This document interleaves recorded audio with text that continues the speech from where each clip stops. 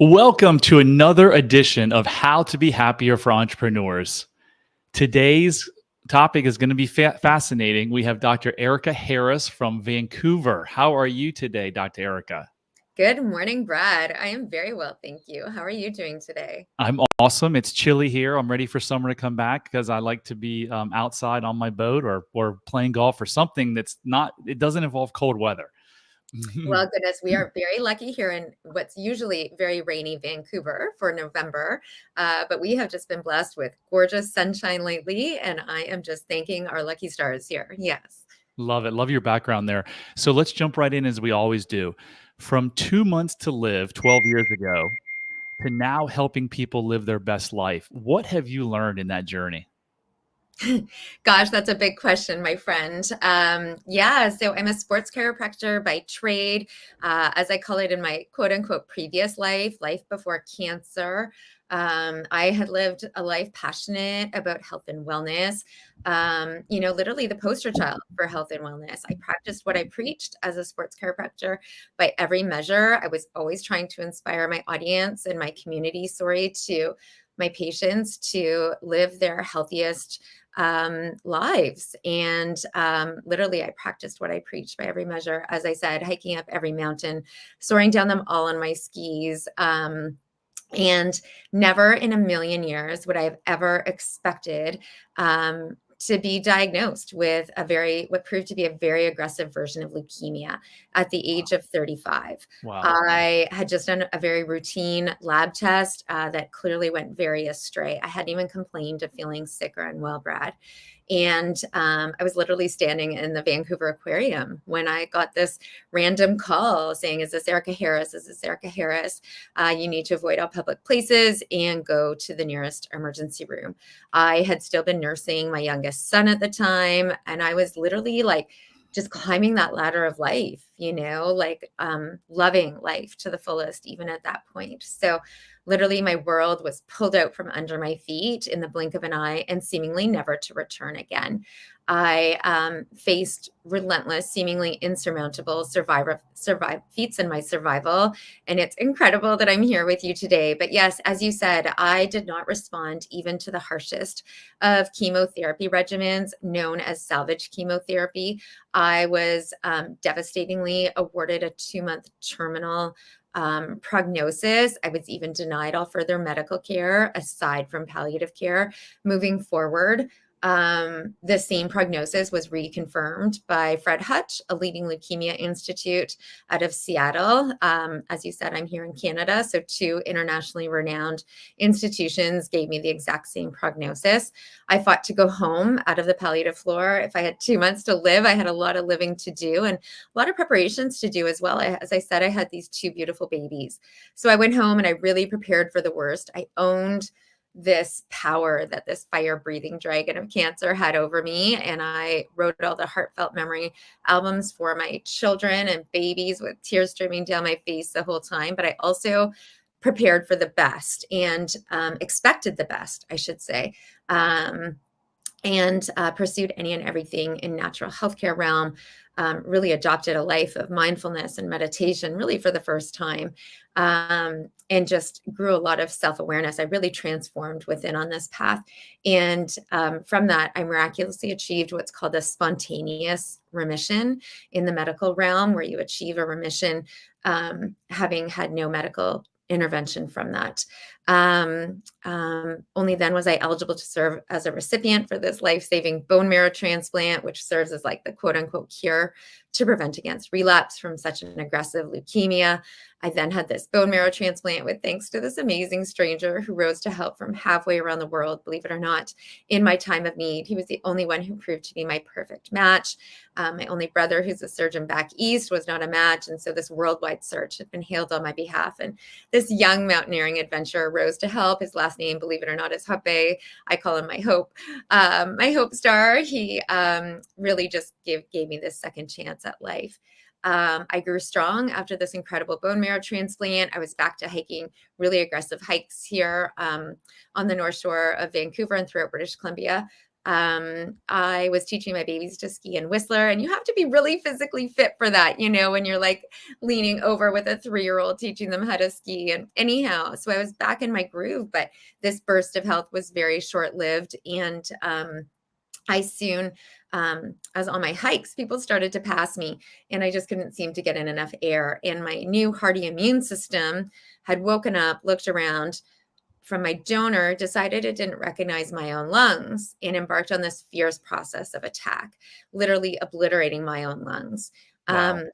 And I fell to 80 pounds. I was crazy sick again, on full-time oxygen now. And my only chance of survival at that point was deemed to be a double lung transplant.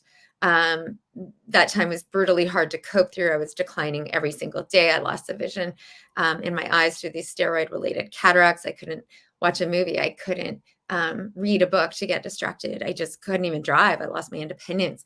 I felt like I would walk across the kitchen and lose capacity of all bodily function.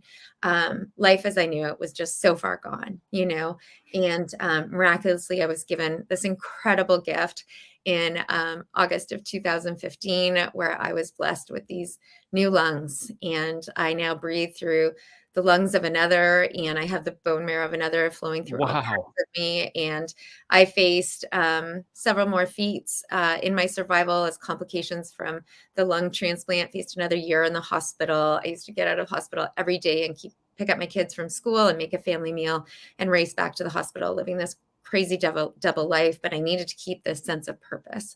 And 6 weeks after I was finally home from hospital, I then faced divorce. My husband chose to divorce, and I faced a move. I had to adapt to life as a single mom when I was barely back on my feet in my recovery. And I really had to, learn how to like dust myself off and say, okay, now what? I had to really reinvent myself. I couldn't return to work as a sports chiropractor given my, this world of COVID. I'm very immune suppressed and have to be conscious of my immune abilities to fight colds and bugs. And I'll never have the physical strength I used to have. So I couldn't return to work as a sports chiropractor. And so really had to, shake it off and really reinvent myself. And as part of your question, what have you learned? Probably the Well, biggest lesson. hang on a second. I've got a couple of questions I want to throw in here. I won't forget that Sure. one. I mean, you For said sure. so many incredible things, Erica. Wow. First of all, you're a badass, and I'm so glad that you fought and continue to fight. And wow, I'm so glad that you're here with us today. Salvage chemo. What does that mean? Gosh, yes. Thank you for asking. Gosh, that just needs to be renamed. There's so much in medicine that, just goes without thought. And instantly when you hear this as a patient, I'm sure the MDs and the physicians mean so well, in the terminology that they use. But as a patient, when you first hear this, and believe it or not, Brad, I had been admitted again, hadn't complained of feeling sick or unwell. 3 weeks in, I realized I failed the first round of 24/7 chemotherapy measures done in the hospital. And they tell me 3 weeks in, Erica, you're going to need a round of salvage chemotherapy followed by a bone marrow transplant. And I said, what? This sounds brutal for one thing. I wanted to see somebody who had been through this exact course of treatment, a role model who could show me, pave out the path. But B, I said, salvage, what does this mean? Salvage chemotherapy. And they said, well, this is our last available measure for you. Your cancer is so aggressive. And I couldn't compute it. I had literally just been diagnosed 3 weeks before, again, feeling completely well. I was hosting a big birthday party for my oldest son's 5th birthday party. We were planned a trip to the lake for a month-long holiday. My oldest was about to start kindergarten. We were in the midst of life as we knew it. Again, I was still nursing my youngest. We had so much on the go. And I just couldn't compute that this salvage chemotherapy, but it plays with your mind, Wow. right? You're like, okay, so I guess let's do this. But then it's always constantly in the back of your head. Well, what if this doesn't work? Because 3 weeks in, you're like, this can't be the last course of treatment. And then devastatingly, it didn't work. I think I had about 26% leukemic cells, Brad, when I first went into hospital. I had 67% leukemic cells when I then came out of Whoa. hospital. And I think I had Whoa. close to 90% leukemic cells when I was given this terminal prognosis. I was incredibly sick. And people always say, they're like, oh, I bet you wouldn't do chemotherapy, but you bet your bottom dollar, Brad, I would do everything in my available power to be here for my children and leave no stone unturned. And I would 100% do that same path all over again. So I found that's amazing. So I found you, and there's a for people that are watching on video behind me. There's a book called Gabor Maté, Dr. Gabor Mate's book called The Myth of Normal, and you're in that book. And I was shocked. The book is amazing. In the book, the premise of the 500-page book, which I'm going to read 10 times in my life because I just love it. I love all his stuff, and we'll talk about him in a couple minutes. The premise of the book is that unresolved childhood trauma and programming from a child often brings on illnesses. And you were one of the amazing cases that were highlighted. And I don't remember if you said this, but I know certainly in that book, several people looked at their illness and said it was a blessing. It helped them. Where did you fall in that spectrum as blessing versus curse? Well, I always say everything in life is either a lesson or a blessing. It's all perspective, right? Everything that comes our way. Excuse me. In terms of Gabor's book, and it's really interesting, and his mindset and his theories behind it. And it really fits, he's so fascinating with how he enlightens us all. But you look at our coping mechanisms that perhaps we develop each individually from our own quote unquote unmet needs. And trauma isn't necessarily what we always associate it with, right? Like abuse or complete neglect, but it's just unmet emotional needs. Like maybe you were left to cry as an infant. Maybe, you always had to prove your worth to your parents. You felt like you weren't good enough. And so we all develop these coping mechanisms, or something happens to us and we just don't feel comfortable in expressing that, but we have to keep it a secret because, as Gabor will highlight, if we feel that fear of expressing it, what are we concerned about? That the person we're expressing it to, our parents, might not receive us with the same amount of love, so it's this disconnect, right? So anyhow, we develop these coping mechanisms from it. For me, I ended up developing the coping mechanism, of being really, really, really busy. And again, always somewhat trying to prove my worth through being busy. And I lived my life on this spinning autopilot hamster wheel almost. I had attained a lot of success, but it was never enough. I had this multidisciplinary health clinic that I had owned and founded and subsequently even sold, and it was thriving. It was so busy. It was a booming practice. I loved it, but I was always looking, what's next? What's next? Even if I was on the beach with my kids, they could have sat by the beach and frolicked for hours playing with driftwood and making forts. But I would have been like, at the time, oh, TikTok, we've got 5 minutes to play here. Then we're going to run down the beach to Thunder Rave. Then we'll run back. Then we've got to do X, Y, Z. I was always on go, go, go. Never was I present in that moment because I always felt like I needed to have this busyness factor, I guess, to prove my sense of worth. And so it was interestingly through a lot of my conversations with Gabor that I was able to highlight that. And so when you say, was it a lesson or a curse? Don't get me wrong. Like, I'm not foolishly just like, oh my gosh, life is so good. Those were brutal, absolutely brutal, gut-wrenching days. I've come to walk through some of life's most unimaginable indignities, and not even thinking I had the strength to continue for another minute ahead, and doubting my own abilities over and over and over again. But it is definitely 100% a lesson or a blessing. I apologize, because I live like the richest life now. It's so bright. It's so beautiful. And I could have lived till I was 200 before, and I've already outlived any of a life that I would have lived before in these short years. Wow. Since this prognosis of having 2 months to live. It was the best gift I could have ever received. So, Erica, do you believe that your unmet childhood needs was a cause of this illness that almost took your life? Yeah, I believe in a lot of contributing factors, right? And I believe Gabor also has another great book, I'm not sure if you've read it, called When the Body Says No. And then being on this autopilot, spinning wheel of life and not taking any time, as I said from the get-go, I've really woken up. I've transformed from within in mindfulness and meditation and self-reflection. And it was a process I had never done before this, ever. And never did I look inwards. I was always helping outwards, and wanting to help and help others rise, but never taking the time to look inwards and saying, when I said I hadn't complained of feeling sick or unwell, in retrospect, sure, Brad, I had tons of symptoms, tons. And I just completely overlooked it, always prioritizing others, you know? Um, but now I just have this like calm in my heart and from all of that. So I'm just so grateful for that awakening. And someone that typically tries to always please others is a people pleaser, right? That's a shortcoming, or it's a coping mechanism in itself to try to prove if I can keep helping other people, I can be worthy. Yes. Um, wow, such amazing stuff here. So, if you're listening to this and you have an illness, you have autoimmune, or you have rashes, or you have sicknesses that the doctors, Western medicine loves these two terms, autoimmune, and they love idiopathic. Idiopathic just means there's no known cause. And Gabor will say that there is a known cause. There's always a cause, because if your body is in sync and in mind, body, spirit is connected, you're not going to have these issues. So if you're fighting for your life, or you're fighting with cancer or any of these issues, Western medicine typically doesn't tell you to go look at your stress level and go look at your childhood, but it can save your life. What do you think saved your life, Erica?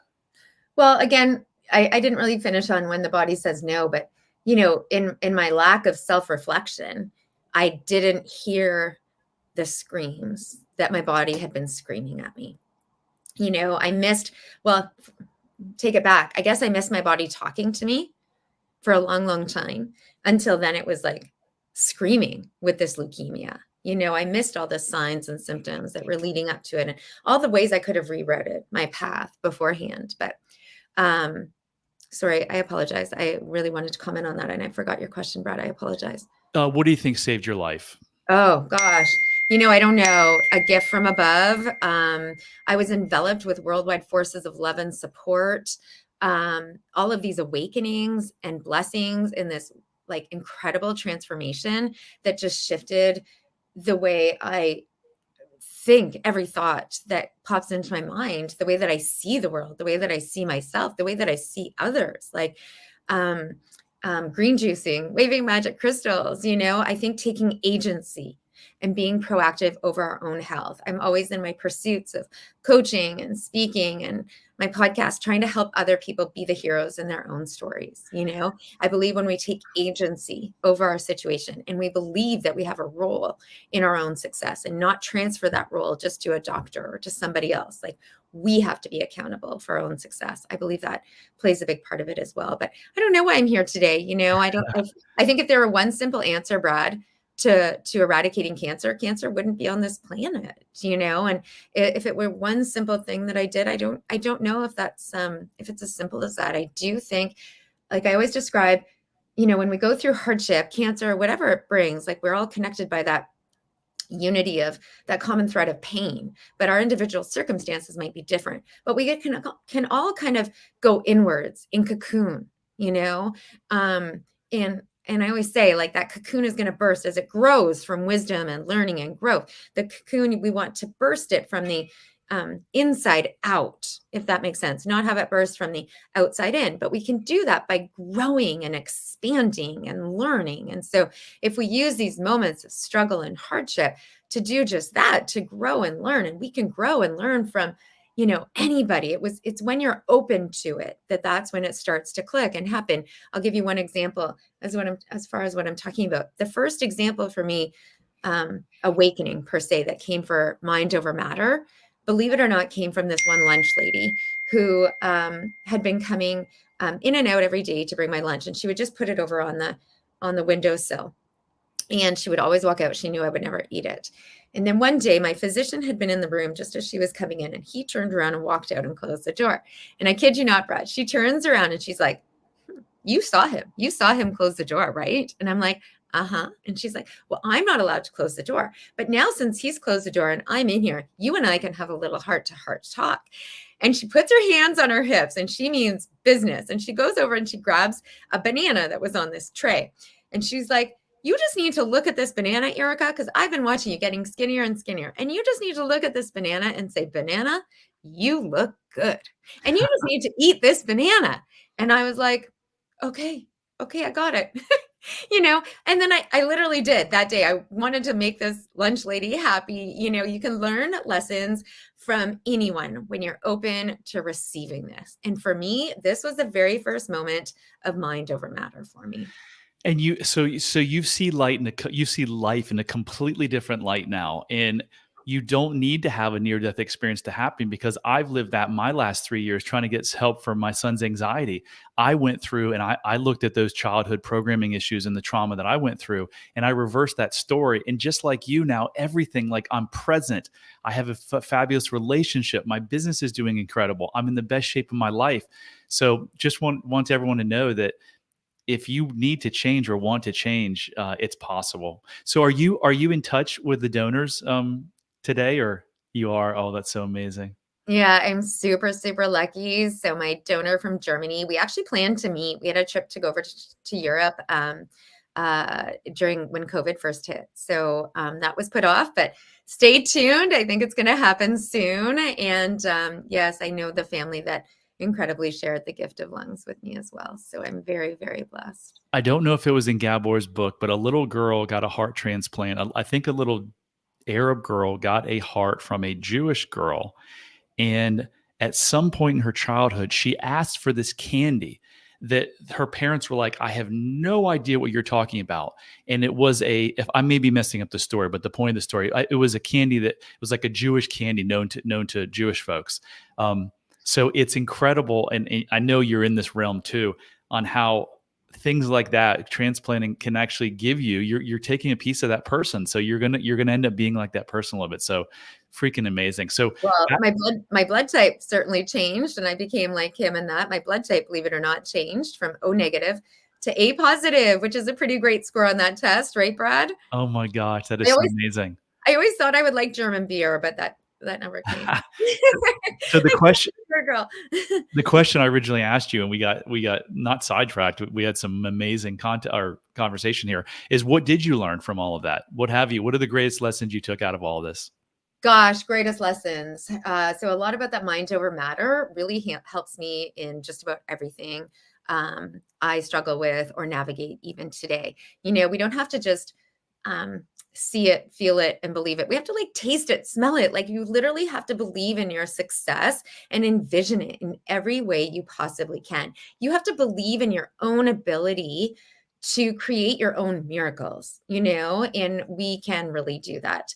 Um, an attitude of gratitude can change your perspective and your mindset on anything in just a heartbeat, and even having what I like to practice is almost future gratitude for, okay, like, when I'm standing, when I'm 80 years old with my future grandbabies walking on the seawall, looking back on all that I've accomplished through my life, I just feel that sense of pride and future gratitude for that moment that I'm going to get to experience. I believe in these laws of attraction and being able to manifest these things.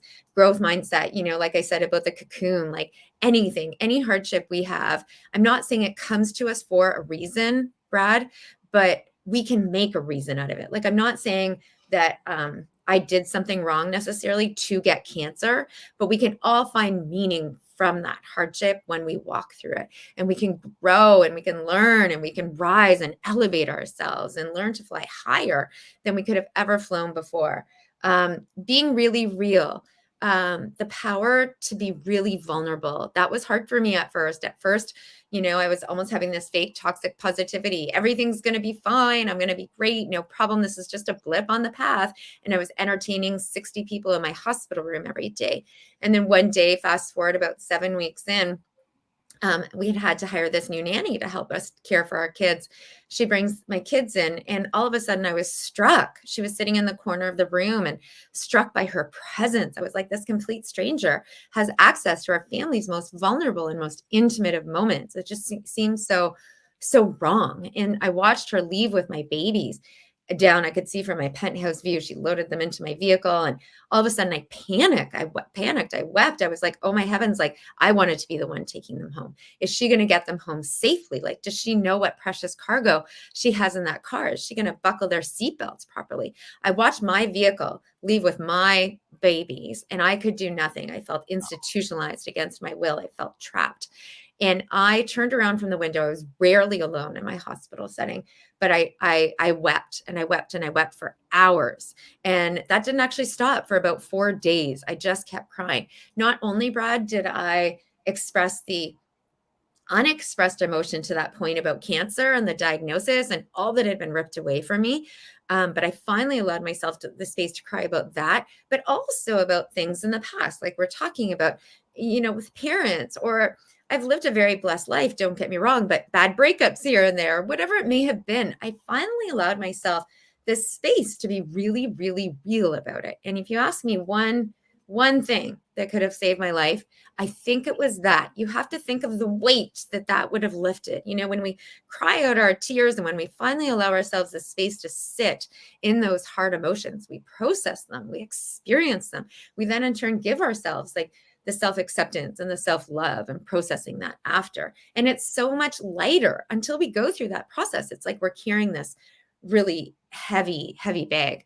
Probably last but not least, always be of service. When we're of service in any way we can be, we elevate ourselves, not only the people around us, but we also elevate ourselves. Keep your sense of purpose in that service. Like I was saying, how I would get out of the hospital every day to pick up my kids from school and to make a dinner. Like that was brutally hard, but also it was my role in life. I didn't want anybody else to take over my job, and get to be mom to these beautiful boys. That was my job. You can also just be of service by, sharing a smile and helping to elevate somebody's day that way. If that's all you can do that day, yeah. Crying is incredibly therapeutic, and I can't tell you the number of clients I've taken on that I asked them when on their first session, like, "Do you ever cry?" And they're like, "No." And by the third session, they're crying a lot because what we often do, as Gabor mentions, is we stuff down these emotions. We press them down, which leads to depression, leads to anxiety. Well, I'm So going to pause there. I very much agree. I don't believe it just leads to the mental health side there. I believe it's energy. And call me crazy, but I believe that not only transfers to mental health, but also to physical health. absolutely. I mean, that's what is, the whole book of the, yeah, agreed. So we either push it down or we have a tendency to reach for sex, weed, alcohol, pornography, shopping, excursions, whatever it is. And you said it, when you just sit with those emotions, let yourself cry. If you haven't cried in a couple of years and your life isn't going great, that may be one of the reasons. You need to get these emotions out. They're stuck in you. They're not going to do you any good. So speaking of Gabor, your knowledge and connection with him are super, super interesting. He's one of my favorite people on the planet, and he's really shaped me. How has his teachings influenced your approach to mental health and resilience? Yeah, it all stems from self-compassion first, right? Until we have self-compassion and self-understanding, we won't have human compassion for others. We can really see how that plays out. And, that self-compassion really comes from, he'll take us through some really great examples of, okay, so let's say something happened in childhood. I don't know what an example might be, but let's say at 12 years old, you have some unmet need happens and you're going through some sadness and you're not able to express that to somebody. When you're thinking about it in the context of yourself, you're like, oh yeah, that's too bad for me. Right. But when you actually shift this and say, oh my gosh, if this traumatic incident happened to my child, right, how would I feel about that? Okay. And then, you actually think about it and you're like, oh my gosh, devastated. Like I would never want my 12-year-old child, like you picture them as being so tiny, to go through something like that. And then you look over here, oh my gosh, but that was me. Like, and there wasn't somebody looking out for me in that moment. And then you find like, you can fill yourself up with the love that perhaps you didn't receive at that time. And you can give yourself that hug that perhaps you would have really needed at that time. It's really this all encompassing approach of self-compassion and then compassion for others. Yeah, if I would have heard this all 5 years ago, I would have been like, you're crazy. He's nuts. Like, how I can know. how can unresolved trauma cause cancer? And now I get it. And how can this? I thought I had self-love for 47 years of my life, but when I look back at my two marriages that didn't work out, and my use of weed and alcohol, and my kids with behavioral issues, and a poor relationship with them, it all was like I was always looking for love outside myself, and I was always blaming everything. It's my two wives. It's not my fault. Everyone smokes weed and drinks. Like, what's the big deal? And when you can go in and heal those wounds that have been around for so long and find that self-love and self-compassion. I know some people are listening to being like, self-love and compassion, and self-compassion, that's so woo-woo. But you can continue thinking it's woo-woo and live the life that you may be living, which is suffering. Or you can be like, wow, what if this is the one thing missing from my life? If I could get self-compassion and self-love, everything can change. And so I created a 3-minute 12-question quiz at bradchandler.com/quiz, where you can actually see, are these things affecting me? Do I have a bad marriage, and do I drink too much or smoke too much weed, or I'm overweight because of these things? Well, all change begins with awareness. So just go take this quiz. It only takes 3 minutes, bradchandler.com/quiz. And you can, start your journey to possibly healing and changing your life and your families. Awareness and also humility.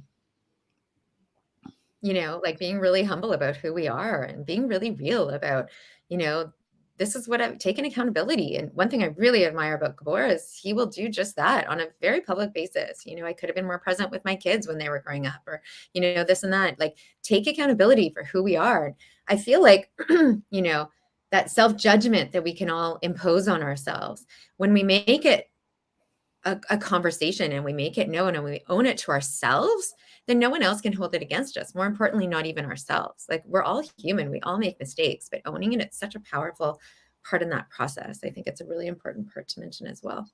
For sure. Forgiveness is one of the huge cornerstones of happiness. You have to forget. You don't have to, but it's going to serve you if you forgive yourself and you forgive those around you, because what you're holding against yourself, I promise you, it wasn't your fault.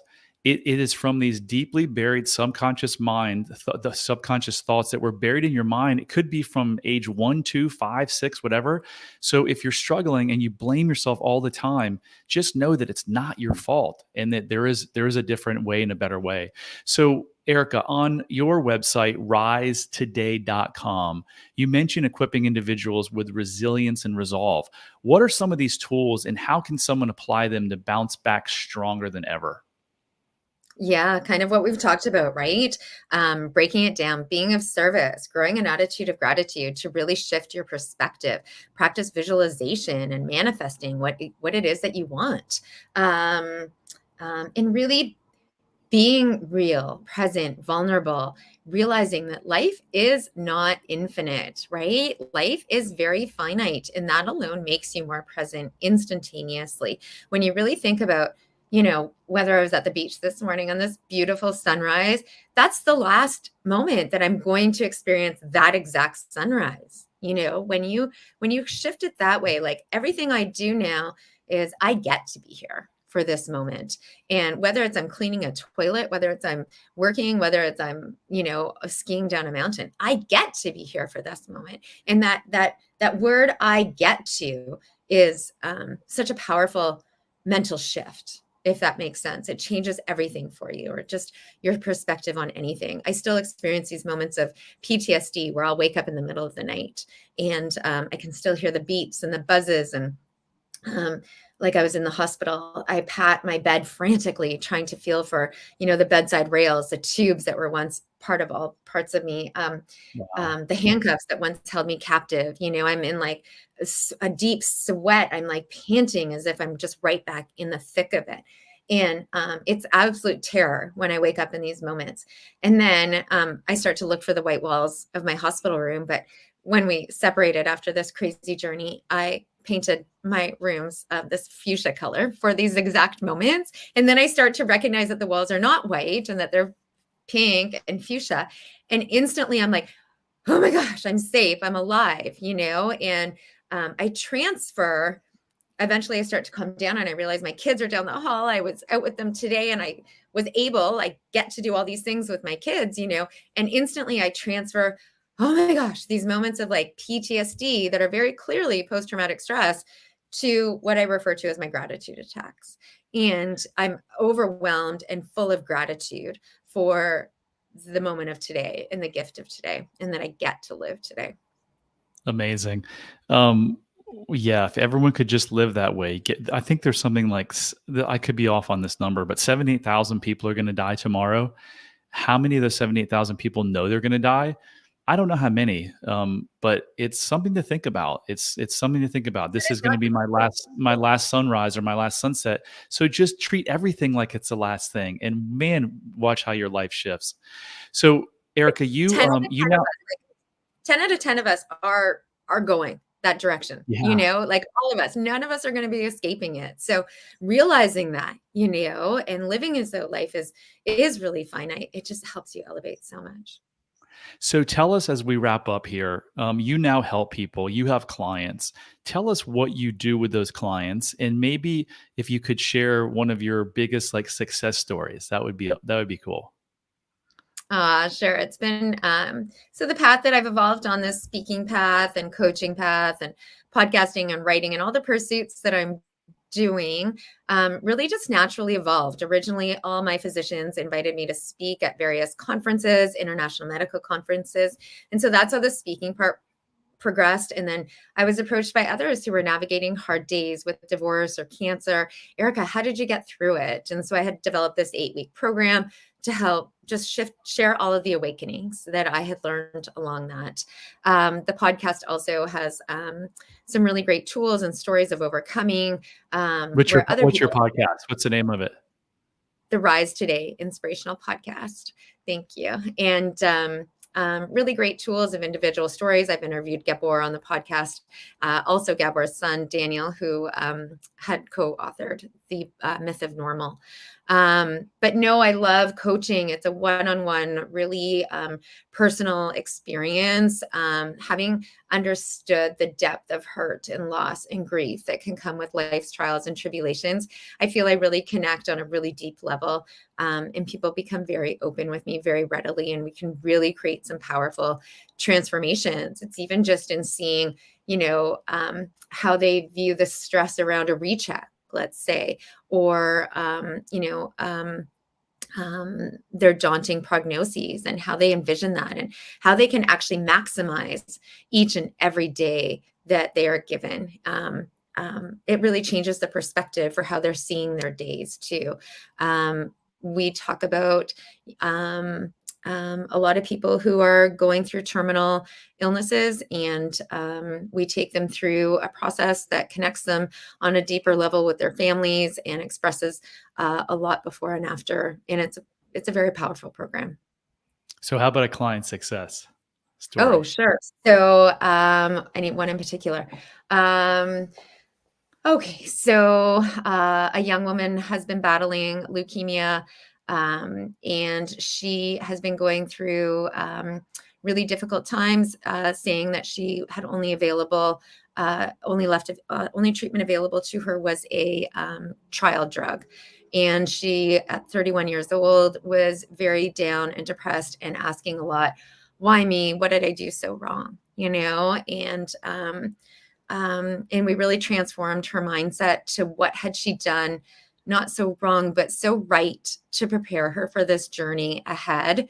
And she's had some miraculous results as we've gone through. She just attained remission and unexpectedly, Wow. and she is just over the moon. So yeah, she's waiting for her bone marrow transplant now. I love it. So if you're going through an illness and you are not a believer in this stuff, I would just question to say, what if I did switch my mindset? Because you and I know, Eric, and a lot of smart doctors out there that your mindset and stress really does fuel cancer. They say they don't know if it causes it, but they certainly know that it fuels it. So you might want to just take a different approach. And again, you did nothing wrong, but I love how you said that. What did you do right to prepare yourself for this? So, yeah. Well, that concludes another episode of How to Be Happier for Entrepreneurs. Erica, thank you so much for joining us today. That was absolutely awesome. Your story is such an inspiration to me and to so many other people. So, it's been a pleasure to be here with you, Brad. I know we've been trying to get out on the books for a while, and I thank you for your patience. Yeah, and I have to say to your audience, I was really impressed when you reached out because, as you said, Gabor's book is really large, a long read, and I have always know that people are avid readers when they get to the end and catch my story and when they reach out to me. So I'm impressed. Oh, thank you. Thank you. Thank you. Anyway, that concludes another episode. If you like this show, please help us spread this word and this message that can help so many people by sharing it, liking it, rating it, reviewing it. And until next time, love heals all. All the best. Rise today, my friends.